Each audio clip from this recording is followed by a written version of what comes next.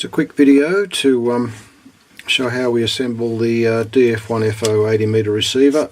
Just show you some of the pitfalls that you can have involved in the install of it, or the assembly of it I should say. Yeah, short assembly video, not an install video.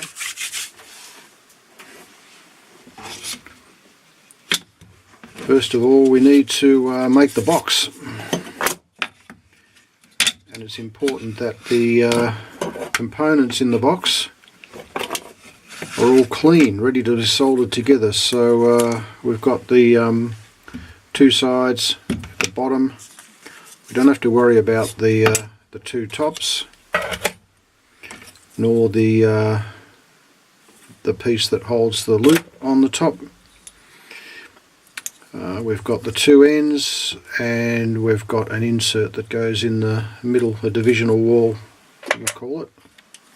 Yeah, so first of all we need to clean all these components, so we'll get a bit of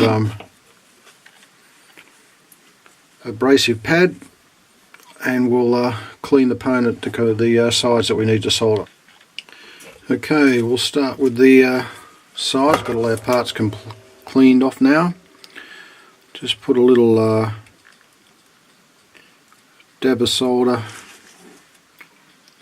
on these to hold them in place once they're stood upright. I'm using an 80-watt iron with a chisel tip, because you're going to need a lot of heat.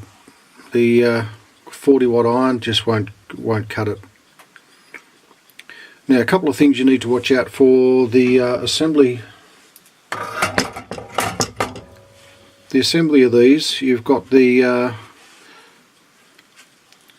base down here. There's 4 holes. The 4 holes are the circuit board, and then there's a single hole down the back, or down the bottom, and that holds the battery door on. Your display is in the battery compartment. Make sure you've got that in the right way, and then you've got another single piece here with a hole at the top. That's your sense antenna switch hole here. So that's the way we're going to go. Now we're going to stand it up there, and we're going to try and carefully line up everything. Don't worry if you don't get it lined up first up, because you can easily move it around. So we'll just get that little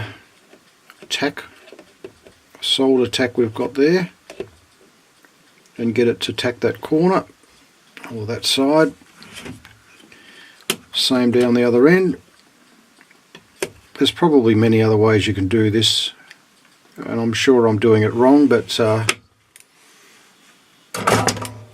whatever way you can do to give it right.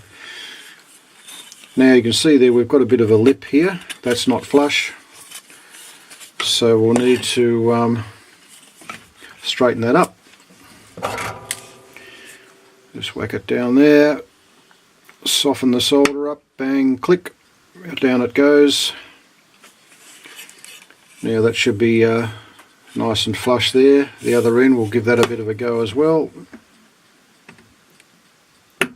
Bang, down it goes.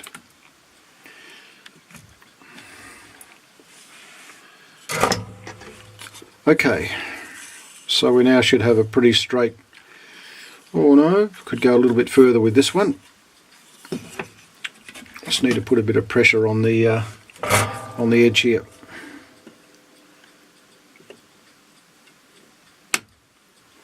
Just heard this solder go crack and drop down in place. One important thing is try not to put too much heat on the copper, else you'll delaminate it. So don't hold your soldering iron on for too long. And you'll know when you're starting to delaminate, you'll see green start coming through here, different colour green start coming through here. You need to put too much heat on there. Okay, you can see we've got both sides tacked now.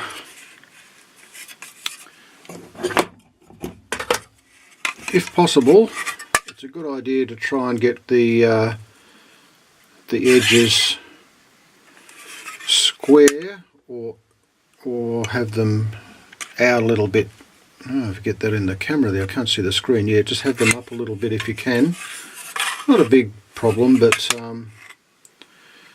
it makes it much easier when you're doing the assembly all together. Now what I'm going to do now is put the two ends in. We've got the top section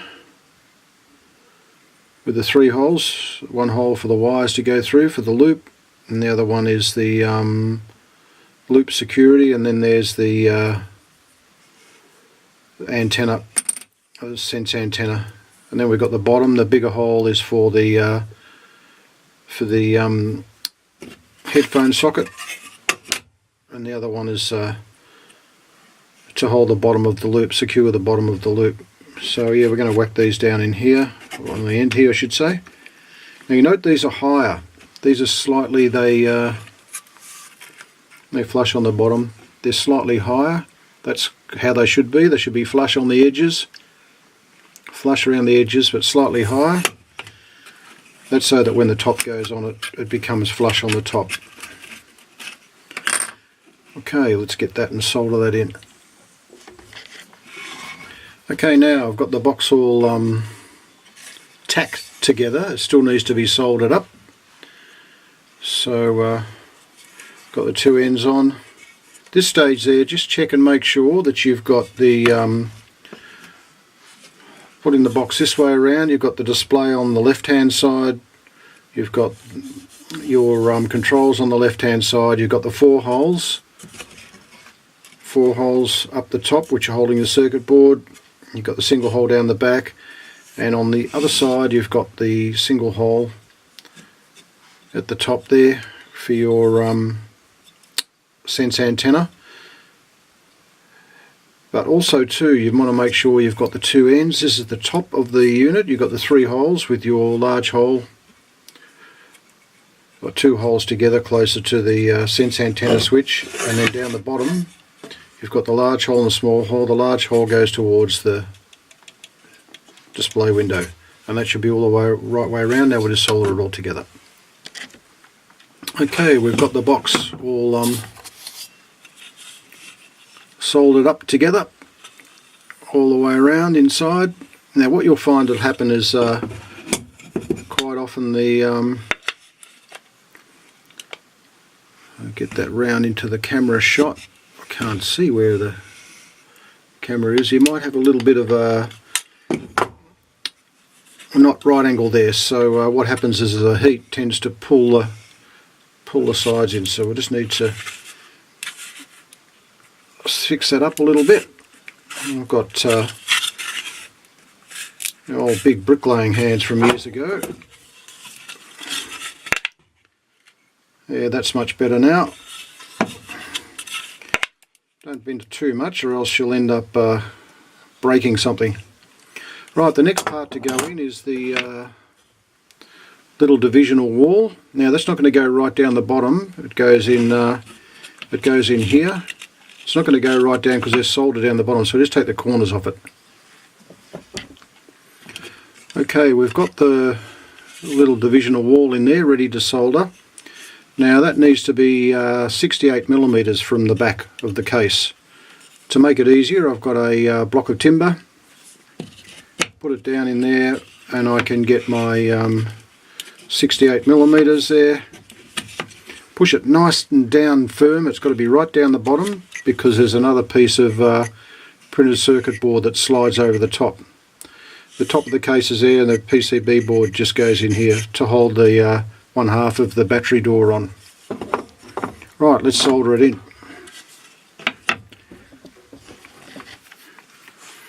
Okay, there we go. We've got the little divisional wall that divides the battery and LCD section away from the other electronics.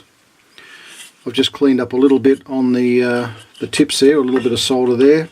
You can now test the lid. Now you'll probably find that the lid is a little bit too long. A two-piece lid, one for the battery compartment. But that's okay, we just need to file a little bit off that to get it to come down nicely on there. Alright, so that's the box. The box is done. It's pretty much ready now to have the display. I'll get a display up. I don't mean have the display done yet, but the display goes into this section here, but it needs a little surround. I've got some shim brass. I'll just cut some brass and solder a little shroud around it to hold it in place, hold the display in place. Yeah, so all going okay.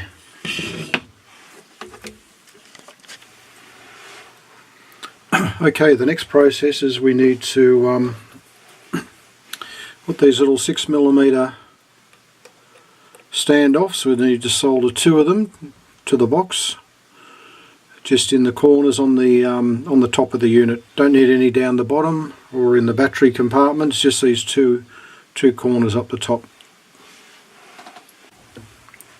Okay, see if I can get that in the camera screen reasonably well. There we go, we've got the 2 little standoffs soldered in place.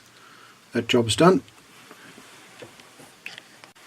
Okay, the next process is we've got the display module, which is goes in here.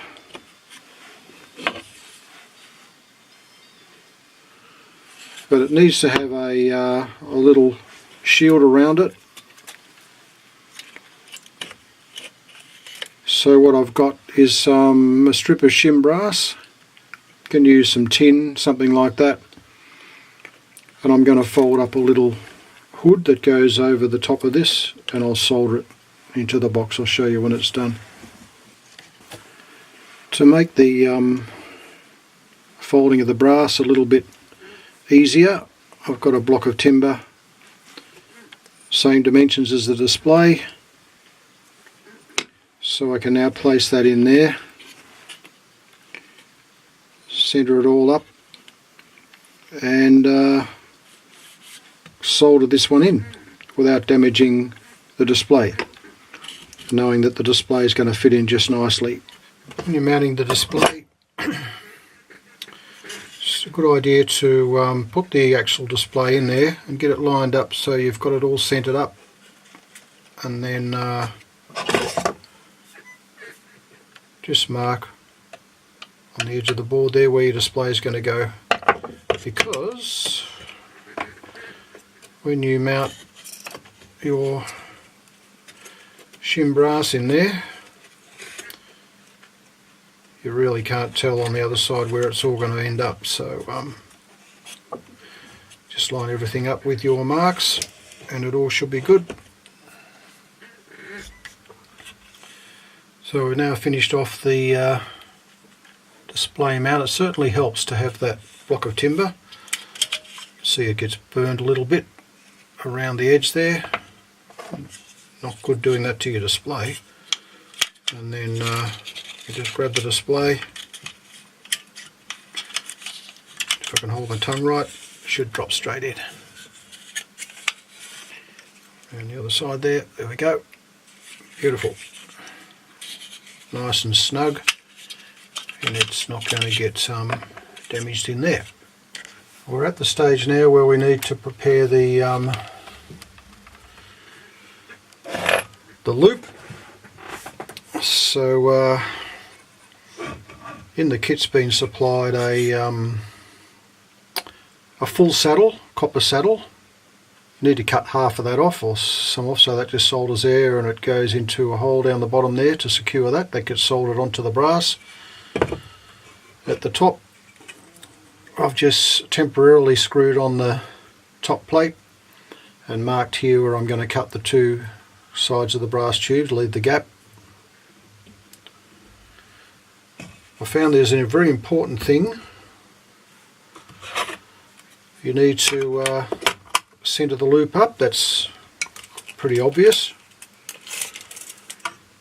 So in my case there it's 95mm that side. Don't forget to put the lid on when you're measuring that one. And it's 95 on the other side, that's good. But one issue that you may strike, Nick's done a pretty good job designing all this, how things are going to go together. But this is your battery door. The battery door actually hinges from this section here. So what you need to just check out is to fit the door. Maybe I'll do it if I hold it up. And hinge it there and make sure it swings clear. As you can see, it comes very, very close to the loop. It's got to swing up like that. You can't pull it out. It's got to swing up and then you can take it off. So just be careful, just be aware of that when you're doing everything. Alright, we'll go and cut it all out and get it ready to solder up. Got the loop done now. One thing I might suggest, try not to flatten out the ends. You'll end up with tears, I think, if you try and sort of get the ends to go flat. Just solder it so you've got a bit of a V gap there. And on the other end we've installed the half saddle. Get that into the camera there. So this is only temporarily screwed in place. It's all got to come off to do all the next bit anyway. So there you go, the loop's done. We're up to the stage of preparing the lids to go on. But to do that we need to insert the board. So I've put 4 15mm screws here with 6mm standoffs on them. So once the board goes on, there'll be a little bit of thread left through the board. These two just have nuts on them. The two rear ones, they have standoffs on that come up to the top of the box.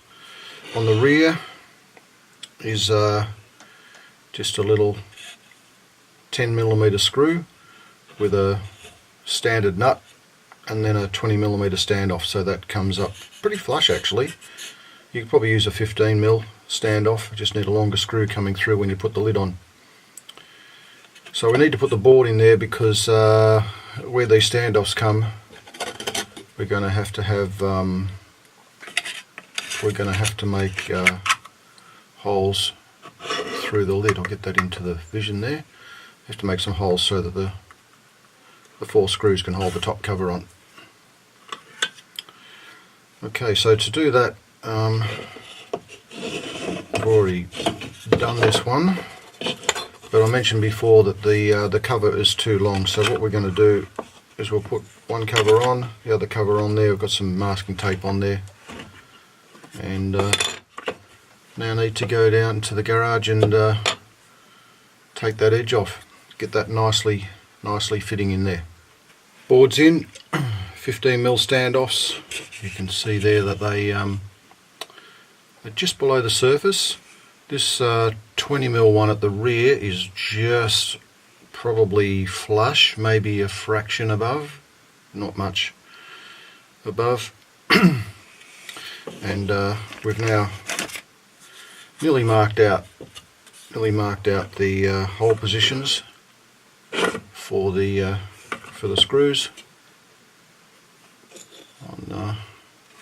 on both boards. Ooh. On both ends, both lids. Just need to mark out, I've done one line on the bottom one. I just need to mark the position left and right. It's pretty easy to do. Just pull the board back a bit and then just mark the centre of each hole. Like most things I do, I start out with good intentions. I drilled, putting M3 screws in, so I drilled 3mm holes, but they all line up. You might find you might have to elongate a couple of holes a little bit to get them to line up properly. I note that there's a bit of overlap on quite a bit actually here. I might be able to straighten a little bit up by bending the box out on this side here, the other side, there's just a little bit of overlap. Just the box is caved in just a little bit, but not much, but we can probably bend a little bit out. But once we round the edges off, trim that down, ready for painting, it'll clean all that up. The next the next procedure is this battery cover. This battery cover needs to have a piece of PCB board soldered on here, so it actually hooks underneath there. If I got one over here, I can show you. Ooh. Right, here's one from another receiver. As you can see, the PCB board has been soldered on there, and it's got a little lip on the edge of it, so it basically hooks underneath, and the door swings down, so it's not going to lift off. Very neat design from Nick, having that. So yeah, battery door's easily accessible to replace the battery. Alright, we'll do that bit. There must be an easier way to do that. I didn't show you the process of doing it, but I'm sure someone will tell me how to do it easily. But the surface tension really pulls that little strip around. I ended up putting it in the toaster oven, heating the whole lot up and just shifting it around where it had to be, and then as the oven cooled down it just set in the right spot. But yeah, now just sort of clean some of these burrs up on the box. It can be all screwed together, and then get all the corners all nicely rounded, nice to hold, and ready for the paint job. So that's pretty much the box complete.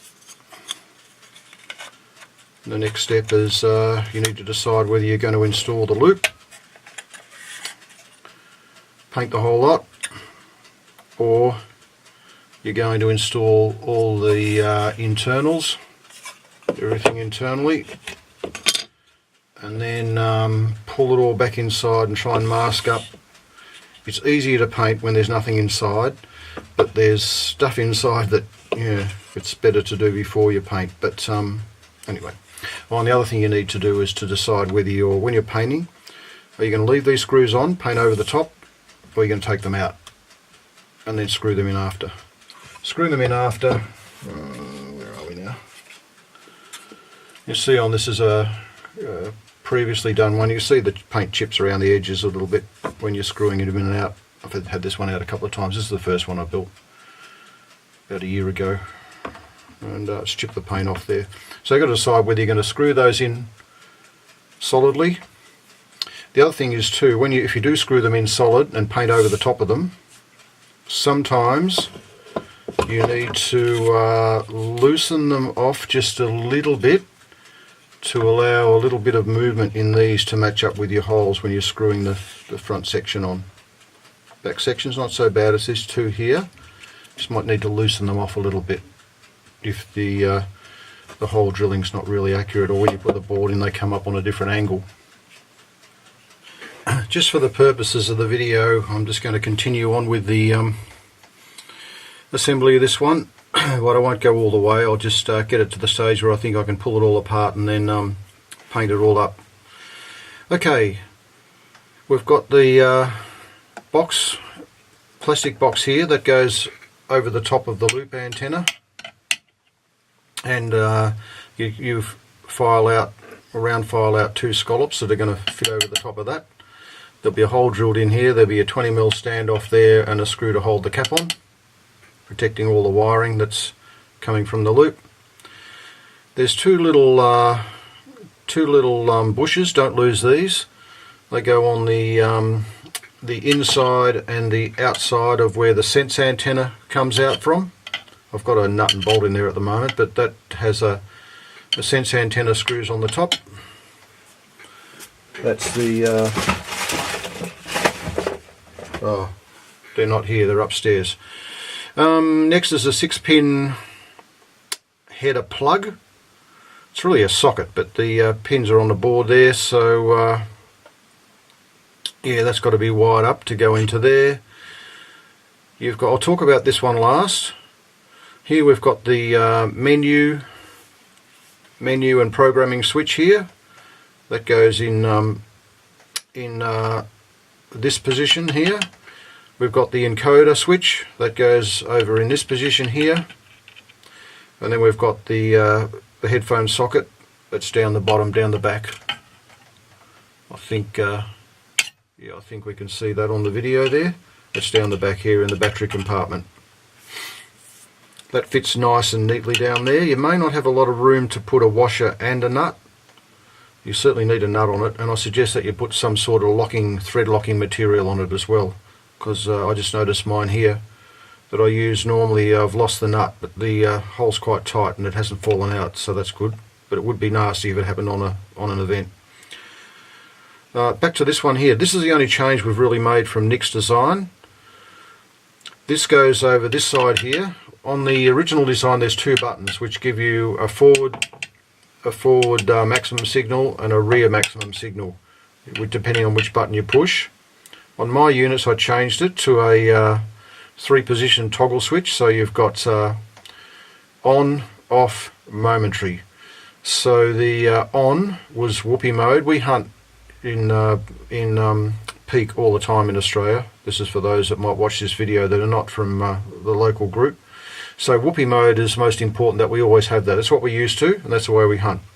So what we've done, we've got a push button switch here, which is normally closed, and it's got normally open pins on it.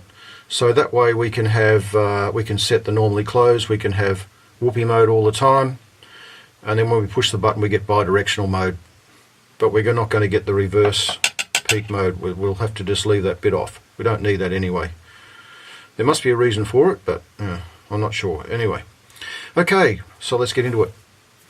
Well, one thing I forgot to mention too, you've got a copious amount of 10-core cable. I don't know why there's so much here, but oh boy, there's enough there to do. Oh, what I didn't bring down was a header plug, but you saw the header plugs. I got them in another video. I'll just whack that bit of video on top of here. But the yeah, there's copious amounts. There's so much cable here. 10-core cable is quite rare actually.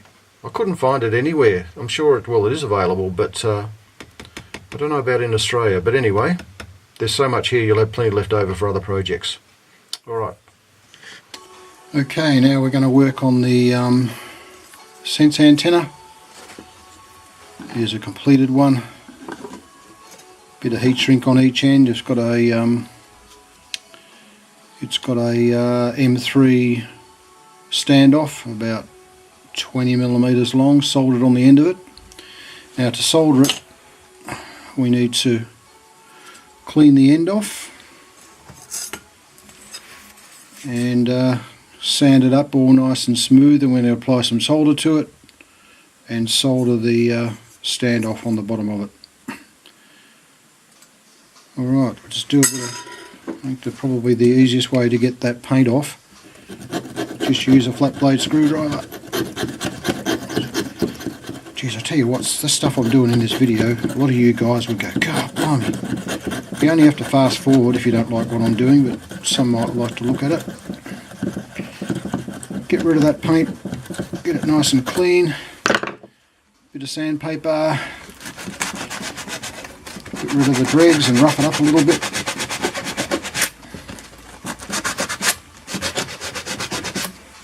Okay, it's pretty simple. Just got a bit of paint just over on that corner there. There we go. Sorry about the hand being in the way, but it's awkward with this little camera. I'm going to work out which way to put it. Okay, there we go. We're ready for the solder now. We've got the 20mm long standoff. We're going to solder that onto here. We've got some heavy duty resin core solder, but also got some solder flux, which will help the situation as well. This is a pretty old tin. I think I got it from my father's deceased estate, and it's still in in 3 ounces. We've been metric since 1966 in Australia, so that's a pretty old can there, but still works okay. And to do the soldering, I'm bringing out the big gun. This is a Burco brand. It's not from a deceased estate, I've had this for a long time, but this is 130 watts I think. 240 volts, 130 watts. So that's a big heavy iron to do this, a plumber's iron basically. But that's what you need, a lot of heat, a bit of flux, and you can solder that spring steel. Right, there we go. We've got that on at the moment. We'll leave it for a bit though, it takes a little while to cool down. Oh, it might be cool now. Looks a little bit disgusting at the moment. Get in that lens there, get the focus to pull in. Ooh, maybe a bit tough for the focus there. Pull it out a bit. Yeah, there we go, that's on there, that ain't going to move. But what we'll do now, we'll just trim the little corners off, and maybe the other end as well. Depends what length the antenna is going to be, that can be tuned as it goes onto the receiver. But that's all got to be cleaned up now, I'll give it a bit of a clean up. There we go, bit of heat shrink over the end of that, and that should tidy that right up. Job done on that one. Yeah, I'm not sure about you guys, but I found this probably the hardest part in the whole construction. This 2mm pitch, 20 pin header socket, but it's going to be used as a plug. So yeah, we need to solder wires onto about 18 of the 20 pins, but I usually solder 20 wires on anyway and cut the other 2 off. But solder and heat shrink, yeah, 2mm pitch, pretty fine. I can only do it with a illuminated lamp. You'd probably do it without it okay if your eyes are alright, but mine are a bit bad. But yeah, this one, be very, very careful. Those pins are so weak. If you bend a wire one way too much and try and straighten it up, they'll just fall off, and you'll have to hunt down a 2mm pitch header. Okay, after a little bit of work there, we've got the 20 pin header done. Just got some heat shrinking to do. And then we're all ready to go. The last 2 pins here are not used. I'll probably put a couple of bits of heat shrink on that just to protect them a little bit. Even though I'll cut them off.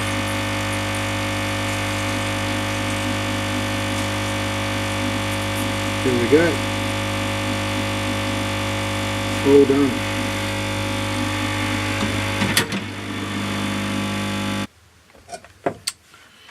Okay, we've got the cable through the tube. I've pulled all the wires out, and I've basically just tied them together so I know which goes where. You've got a left hand side, I've wired it up this way.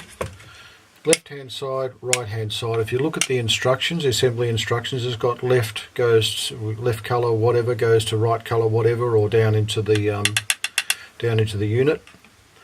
Doesn't matter which way you go, left or right, providing you don't switch it round. So you choose your left hand side, you choose your right hand side, and wire it all up. One of the wires has actually got 2 joined together, then another one goes inside. We're turned over there, we've got the wires coming inside. They wire up to various components inside the case. Down the back here we've got the 20 pin header.